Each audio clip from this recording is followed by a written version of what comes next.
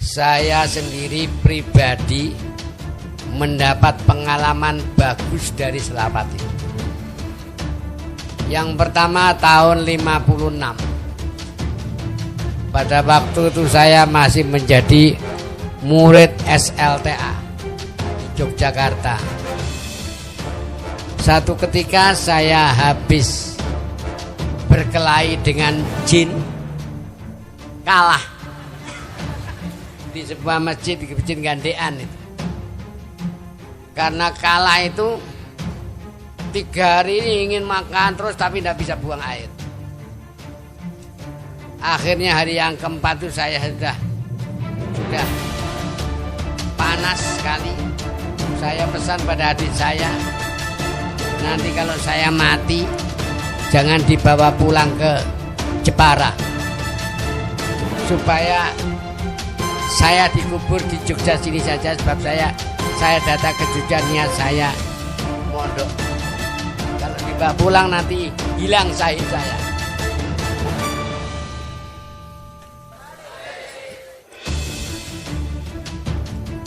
Waktu itu adik saya mengatakan, Mas, mari kita pergi Pak Kiai itu yang biasanya Mas ngaji hari Ahad. Saya baru diajak, terus saya ikut, diajak Pak Beca, naik beca sampai di rumah Kiai itu sudah jam 1 malam. Lawang pintunya masih terbuka, tapi Kiai sudah, biasanya kalau lewat jam 10 beliau sudah hanya khusus pada Allah saja, tidak melayani tamu.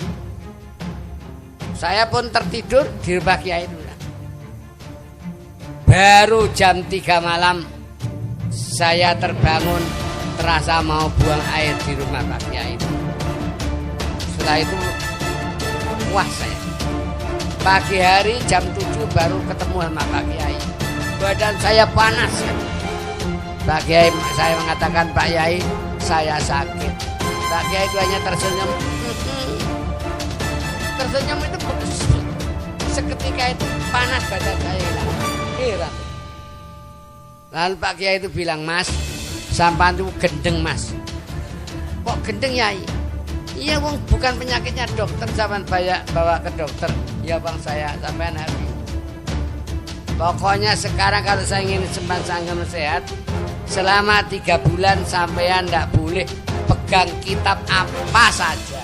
Jangan pernah baca, pegang tidak boleh.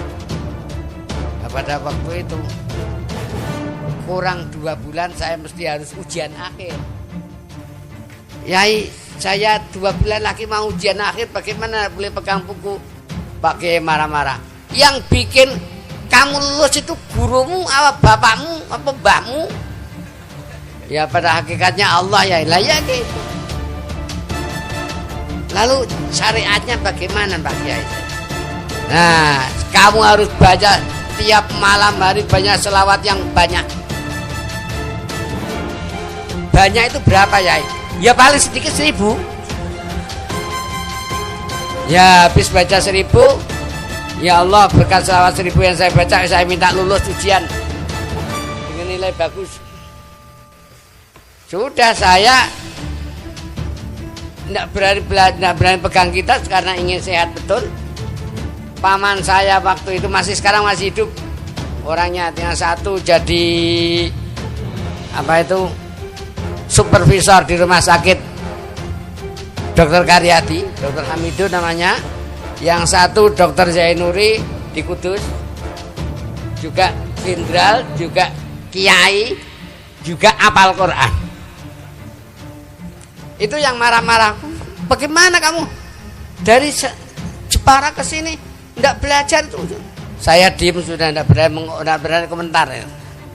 Pokoknya saya dilarang kiai, saya nganut. Setelah habis ujian, yang ujian bahasa Jerman itu bukunya diganti baru oleh kiai. Waduh, ya apa ini? Tidak berada boleh pegang, itu taat pada kiai. Itu pengalaman saya tentang selawat ini.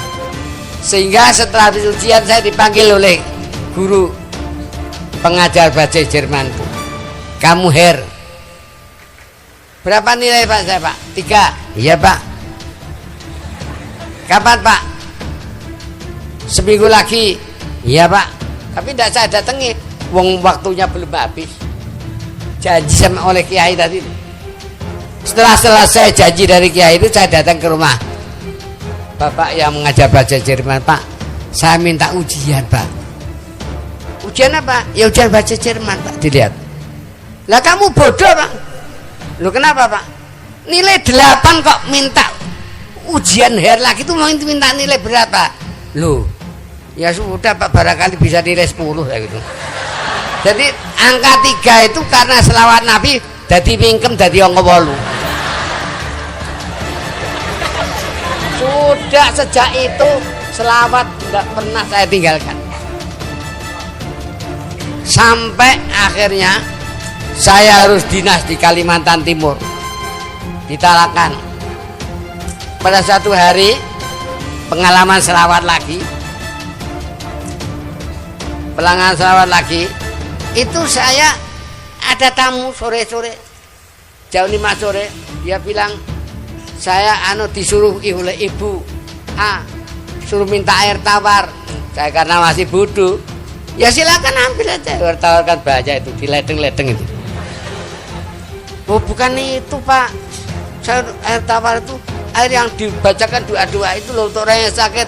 Oh ya kalau itu tidak bisa sekarang, ambilnya harus besok hari habis sholat subuh persis. Saya mau ingin tanya istri saya, tentunya Mbak Yunya itu ya Mustafa Bijen itu.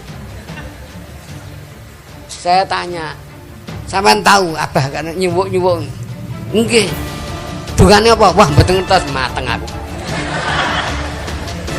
Padahal saya sudah janji. Nah, kebetulan waktu habis Isya, waktunya saya harus wiridan baca dalail. Di situ saya ketemu hadis selawat itu, yang isinya siapa yang baca selawat sekali Allah kasih rahmat 10. Baca selawat 10 Allah kasih rahmat 100. Baca selawat 100 Allah kasih rahmat 1000. Tidak ada orang yang baca selawat 1000 kecuali Allah mengabulkan permintaannya. Yaitu saya pegang. Wes ketemu wes. Saya enak tengah malam hari ambil wudu, sedia air di gelas, saya baca selawat 1000 kali. Allahumma sholli wa sallim ala sayyidina Muhammad, Allahumma sholli wa sallim ala sayyidina Muhammad. Setelah 1000 kali saya baca doa, Allahumma ja'al hadzal ma' dawa'an liman syaribahu min jami' amrodi.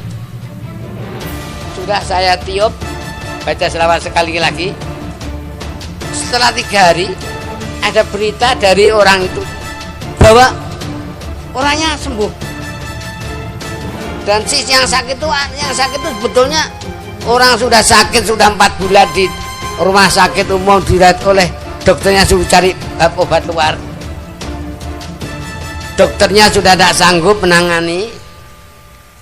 Lalu katanya selama 3 hari itu saya ngelus-ngelus wetenge. Masa ngelus-ngelus wetenge kan orang perempuan itu. Saya di rumah saya sendiri kok, istri saya menyaksikan. Tapi dia mengatakan itu sudah sembuh. Nah, sejak itu maka di Kalimantan Timur itu terkenal katanya ono guru agama sing pinter nyuwuk. Ya kan sampai penyakit apa saja itu minta ke rumah. Ya itu kalau tidak kabar baca selawat diambilkan oleh istri saya air dari jeding, kan sudah dipakai wudhu itu. Akhirnya wudhu diminum ya sembuh. Itu pengalaman selawat. Sampai satu ketika saya harus ke Samarinda naik kapal milik pribadi gubernur Bab Haji Pangeran Tumbung Pranoto. Kapalnya kena angin puting beliung di Tanjung Makaliat. Itu semua kelas sudah mabuk. Saya sadar, wudhu, naik ke anjungan atas, saya ajak adzan malaikat sing tukang nyebulangin itu. Ya itu berhenti, terus anginnya berhenti. Nggak, itu pengalaman selawat saya sampai sekarang ini. Kalau ada orang yang penyakitnya aneh-aneh datang ke Mergosono, wes insyaallah saya dibacakan selawat 1000 kali, kalau tidak mempan 10.000 kali, insyaallah kabul insyaallah. Maka itu saya kalau diundang ke sini itu sebetulnya sayang mau tidak datang, hanya kalau datang kok tepak wayai mulang. Saya kira cukup sekian pengalaman selawat saya. Ini pengalaman saya berkat selawat Nabi. Sampai tahu sekarang saya bikin pondok sampai tingkat 3, tidak tahu minta sokongan masyarakat ngidurles gimana pernah. Hanya saya bandani selawat 10.000 terus ya Allah berkat selawat ini supaya saya minta supaya dana pembangunan pondok ini diberi lancar. Ya alhamdulillah lancar saja. Uang yang datang juga ada, tapi tidak habis-habis. Habis-habis itu ya itu berkat selawat tadi. Insyaallah kita akan dilonggarkan dari rezeki kita ya, dan insyaallah anak saya sampai lihat ndak ono kiai anake songo iso maca kitab kabeh 1 sampai 9 dan semua jadi sarjana semua. Tinggal 3 yang S1, yang lain tuh S2, S3. Dan sebandanya bondone selawat Nabi. Kalau anak saya ada yang minta ujian, udah. Saya di samping dia suruh baca selawat, saya juga baca selawat. Ya Allah Gusti, berkat selawat Nabi saya minta anak saya ini lulus ujian dengan nilai yang bagus. Bab nilai tidak bagus tidak pakai payu. Alhamdulillah diberkati sholat al-Nabi SAW. Insya Allah semua yang saya inginkan belum ada yang tidak dituruti. Belum ada permintaan yang tidak dituruti oleh Allah berkat salawat Nabi itu, belum ada. Semua keinginan saya sudah terpenuhi semua berkat salawat